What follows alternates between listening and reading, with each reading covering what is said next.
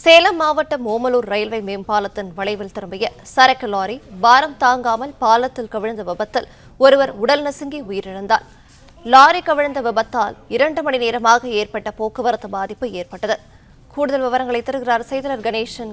வணக்கம், விவரங்களை சொல்லலாம். வணக்கங்க.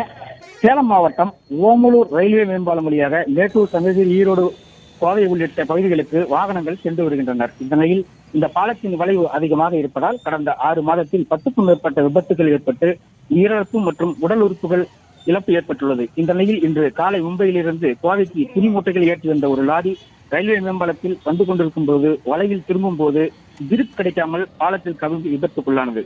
அந்த நேரத்தில் லாரி அருகே இருசக்கர வாகனத்தில் சென்ற சிந்தாமனூர் பகுதியைச் சேர்ந்த தமிழ்மணி மீது லாரி கவிழ்ந்து சம்பவ இடத்திலேயே உடல் நசுங்கி அவர் பரிதாபமாக உயிரிழந்தார்.